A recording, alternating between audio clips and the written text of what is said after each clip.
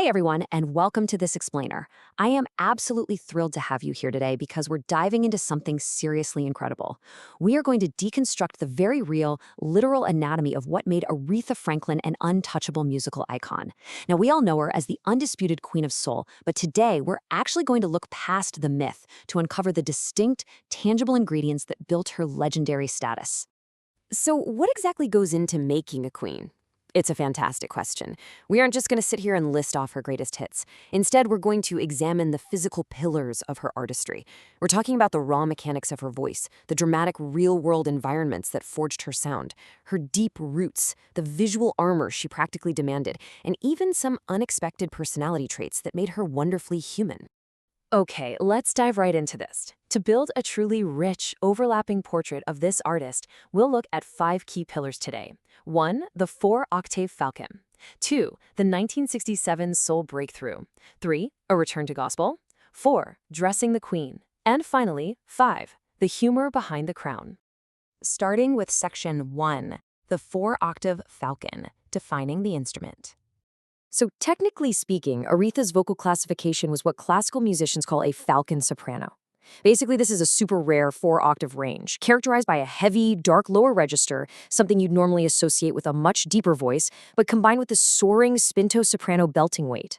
That essentially means she had the raw power and edge to slice right through a heavy backing band. What really gave her this rare status, though, was her flawless balance and just absolutely unmatched breath support. Her technique was so rock solid that she could project all that raw emotion without ever losing control of the physical instrument itself. And this brilliantly illustrates just how astonishing that instrument was. I mean, we're talking about an explosive lower register that could project all the way down to a C-sharp 3. Then, as she ascended, she used this thunderous, slightly nasal middle register, eventually soaring up to a belting range of D6 and even E6. But, it wasn't just about hitting the high and low notes. It was about agility. She had this pearl-like melismatic clarity. In fact, her prowess with melisma, which is when you sing a whole bunch of different notes across just one single syllable of text, well, she literally brought that technique right into popular music. Let's move on to section 2, the 1967 soul breakthrough, drama at Fame Studios. Okay, let's talk about the absolute chaos behind the creation of her breakthrough album, I Never Loved a Man the Way I Love You. So in January 1967, she goes down to Fame Studios in Muscle Shoals, Alabama. But literally just hours into the session, a huge altercation breaks out involving her husband at the time, Ted White, the studio owner, and a trumpet player. The session just abruptly halts. Total disaster, right? Well, to salvage the project, producer Jerry Wexler literally had to fly the famous Muscle Shoals rhythm section up to New York just to finish the tracks. And because they started in Alabama and finished in New York, there was an actual discrepancy in the tape recording speeds between the two studios. Because of that, the piano on the track Do Right Woman is actually faintly sharp.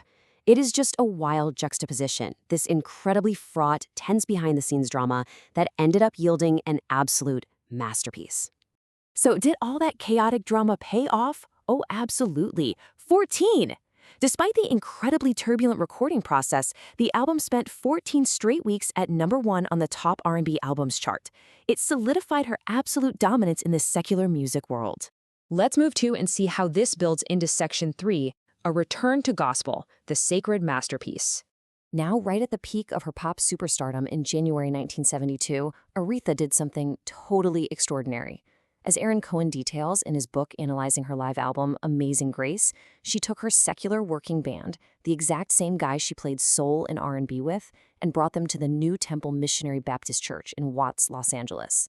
Without having to stress over making a commercial radio hit, she was free to just sing. And guess what? It didn't just work. It became the absolute biggest selling LP of her entire career. The cultural weight of this recording just cannot be overstated. I absolutely love this quote from poet Nikki Giovanni about the title track. She said, "The song itself is, in my opinion, post-civil rights. She too is saying, we have to change. That's all Amazing Grace stands for." Aretha perfectly captured the heavy cultural weight of the zeitgeist, right there in that church. She took the historic roots she learned at her father's side and connected them to a modern demand for change. Which brings us to section 4, dressing the queen, visualizing the wardrobe. Now, what's really interesting about this slide is how meticulously crafted her visual presentation was. Aretha actually possessed a super detailed knowledge of couture. Her demands for her wardrobe were highly specific. She loved jackets lined with turkey and ostrich feathers and stuck to specific palettes of white, black, and aqua. But the coolest part? Her custom corsets were practically engineered so she could sing with zero physical restriction. She pulled inspiration straight from classic Hollywood, like Lana Turner's opera coats and Marilyn Monroe's silhouettes. Oh, and her designer noted one hilarious golden rule. No matter how many feathers he added to an outfit, she would never, ever say it was too much. This quote right here perfectly sums up her entire mindset. When telling her designer she wanted outfits that matched the sheer scale of her talent, she literally said, "If you got it, flaunt it, darling, and I've got it." I mean, I love that. It injects her totally unshakable self-assurance right into our explainer. That image wasn't something a record label forced on her, she demanded it herself. Finally, let's look at Section 5, Humor Behind the Crown, the Duality of the Queen. We usually picture Aretha through this lens of her default aloofness, right? That super regal, Sunday best composure, with all that going to church dignity. But there was this amazing duality to her. Underneath all that serious exterior was a sharp elbow-in-the-rib sense of humor. She loved making these deadpan wisecracks. And even better, she actually used her insane vocal control to do spot-on comedic impressions of other massive stars, like Diana Ross and Sarah Vaughan, literally right in the middle of her live concerts. So the crucial point is that she wasn't just this monolithic, super serious deity. She was wonderfully multidimensional. She'd go on TV in the 70s and share off-the-cuff comedic banter on The Flip Wilson Show, and then decades later, she was completely in her element, making convivial cameos just plain for laughs on the hit sitcom Murphy Brown. She knew exactly how to deliver soul-shattering gospel, but she also knew exactly how to make us laugh. So we've walked through the 4-octave Falcon voice, that incredibly dramatic secular breakthrough, her monumental return to gospel, a completely uncompromising wardrobe, and her razor-sharp comedic timing, which really just leaves me with this final thought for you guys. When an artist completely masters their physical instrument, honors their roots, while simultaneously pushing boundaries, fully commands their own visual image, and shares their humor so freely, don't they transcend music altogether to become a permanent part of our cultural DNA?